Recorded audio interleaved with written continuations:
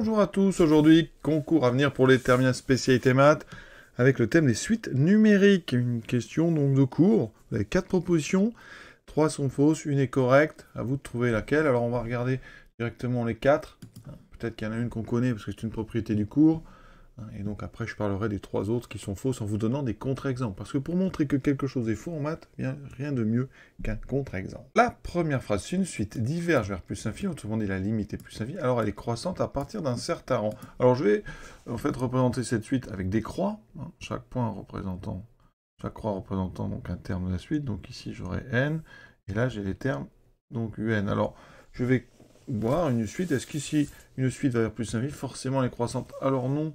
On va avoir comme ça quelque chose qui monte, mais qui de temps en temps a des petites baisses comme ça. Mais globalement, votre suite va monter. Alors qu'est-ce que je peux vous proposer comme suite qui irait vers plus l'infini, mais qui ne serait pas strictement, qui ne serait pas croissante à partir d'un certain rang?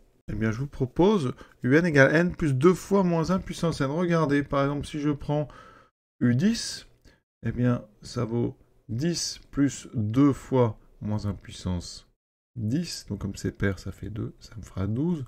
U11, ça fera 11, plus 2 fois moins 1 puissance 11, ça fera donc 11 moins 2. Et vous voyez que 11 moins 2, eh bien ça fait 9. Et donc U10 se trouve plus grand que 9, et ça va être comme ça tout le temps, si vous voulez. Les termes pairs et les impairs vont alternativement, il y en a qui sera plus grand que l'autre, et la suite donc n'est pas croissante. Mais la limite ici, elle est plus infinie parce que on pourrait encadrer. Là, alors encadrer mieux que ça, on va faire un théorème. Donc ici, on va utiliser la majoration. Un est plus grand que n moins 2. D'accord? Et comme n moins 2 va vers plus l'infini, par comparaison, un ira aussi vers plus l'infini. Vous voyez? Donc cette suite, elle est très bien pour illustrer ceci. Je pense que même si j'avais pas mis le 2, ça passait aussi. Alors, voyons, si j'enlève le 2 ici, donc j'aurais eu 11. Tandis que ici, j'aurais eu donc 11 moins 1. Effectivement, ça m'aurait donné 10. Donc, et si vous prenez donc à chaque fois, les termes pairs vont être plus grands que le terme impair suivant. Parce qu'au terme pair, vous allez rajouter 1, tandis qu'au terme impair, vous allez enlever 1. Et donc, ça crée justement à chaque fois une petite partie entre deux termes qui décroît. Le suivant va croître. Voilà. Deuxième phrase. Donc la première, on est d'accord, elle est fausse. Donc on imagine une suite de croix qui globalement va vers plus infime, qui a des petits comme ça soubresauts. Donc elle n'est pas croissante à partir d'un certain rang. Tous ceux qui ont un petit peu de mal, je vais regarder sur un calculatrice. Donc je mets un égale n plus moins 1 puissance n. Regardez la table. Donc ici, les termes, donc ça c'est un terme pair, le suivant est plus bas. Le terme pair, le suivant est plus bas, etc. À chaque fois, un terme, le suivant est plus bas de moins 1, vous voyez. Et à chaque fois, c'est comme ça, tout le long. Et cette suite, eh bien, elle va, vous voyez, globalement, on va vers plus l'infini, on voit bien. Mais, entre un terme et le terme impair suivant, ça descend. Et après, ça recroît de 3, ça descend de 1, ça recroît de 3, etc. Vous voyez, donc un exemple d'une suite qui va vers plus l'infini, mais qui n'est pas croissante. Alors maintenant, deuxième phrase, si un converge vers 0, alors 1 sur n converge vers moins l'infini ou plus l'infini. Alors ça, c'est faux aussi. Alors c'est pas forcément évident pour des élèves. Pourquoi c'est faux?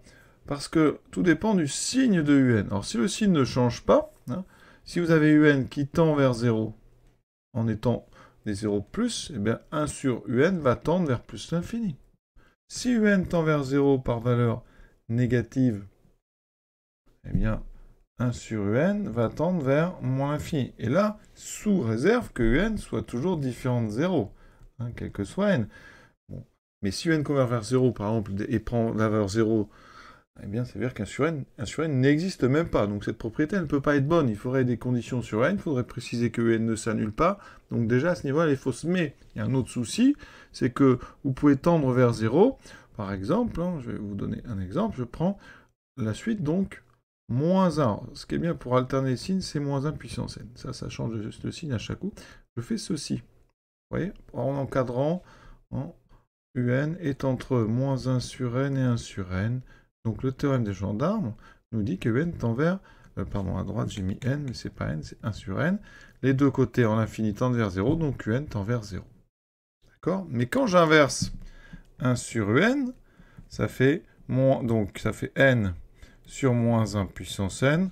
Donc on peut mettre le moins puissance n devant, ça fait ceci. Vous voyez que eh bien, les termes pairs sont des très grands, vont aller vers plus l'infini. Les termes impairs, à cause du moins 1 puissance n, vont aller vers moins l'infini. Regardez sur une calculatrice.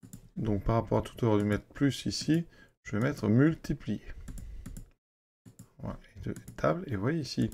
Donc les termes impairs, vous voyez, on les reconnaît au signe moins, les termes pairs au signe plus. Donc ici, vous voyez, qu'est-ce qui se passe?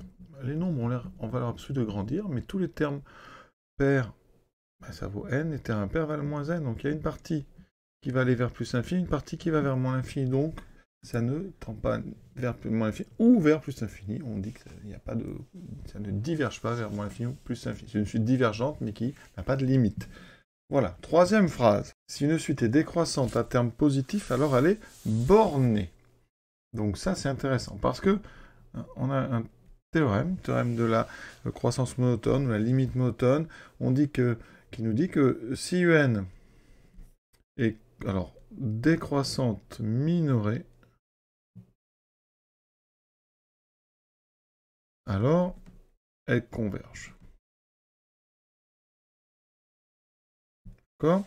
Ça veut dire que vous avez un, la limite ici de un est égale à L, hein, quand n tend vers plus l'infini. Alors pourquoi nous, elle est décroissante minorée? Elle est minorée parce qu'on vous dit que les termes sont positifs. Terme positif, ça veut dire que ça équivaut à dire qu'elle est minorée par 0. Terme positif, ça veut dire que pour tout n, donc antinaturel, un est positif. Donc vous voyez, un positif, ça veut dire qu'elle est minorée par 0. Minorée, c'est que 0 est plus petit que tous les termes de la suite. Donc on a une suite décroissante minorée quand elle converge. Ça veut dire que vous avez U0, alors elle est décroissante, donc U0 est plus grand ou égal à U1, qui est plus grand ou égal à U2, et tout ça va tendre vers un nombre L, donc ça veut dire qu'ici, eh bien tout ça est forcément est plus grand que L, d'accord? Aucun terme ne peut descendre en dessous, parce qu'après, comme la limite c'est L, ça continuerait de descendre. Vous voyez, si vous aviez L et un terme, par exemple U17 après, ben vous ne pourriez plus, parce que comme U18 serait par là, eh bien ça ne pourrait plus être sur L, ou alors la suite serait constante. Et dans ce cas-là, on aurait de toute façon égalité. Donc conclusion, quand vous avez une suite qui est décroissante minorée, tous les termes sont entre le premier terme et la limite. D'accord? Et d'ailleurs, c'est la même chose pour les croissantes majorées. Quand vous avez une croissante majorée, vous avez tous les termes aussi qui sont entre U0 et la limite. Donc quand on est entre U0 et la limite, on est borné. Quel que soit n, donc appartenant à grand N, un, donc appartient, alors même on va mieux, on va mettre un encadrement, U0, alors on va même commencer par L, L est inférieur ou égal à un, inférieur ou égal à U0. D'accord? Décroissante et limite. Donc, le principe, c'est quand une suite décroît et qu'elle a une limite, elle ne peut pas avoir des valeurs qui sont en dessous de cette limite. Et si ça croît, vous ne pourrez pas avoir des valeurs de la suite qui sont au-dessus de cette limite. Donc l'affirmation C, elle est tout à fait correcte. Mais c'est une question quand même où il y a beaucoup plus de réflexion dans certaines autres qui prennent beaucoup moins de temps. Maintenant, la dernière. Si une suite est strictement décroissante, alors elle diverge vers moins l'infini. Alors ça, évidemment que non. Alors là, l'exemple vraiment le plus intéressant, c'est 1 sur n. 1 sur n, ça décroît et ça tend vers 0. On le sait très bien, donc ça ne va pas vers moins l'infini et c'est pourtant une suite décroissante. Donc ici, le D était tout de suite faux, donc ça c'était beaucoup plus simple. Voilà, donc on reste sur l'affirmation C qui était la bonne, qui était celle qui était correcte.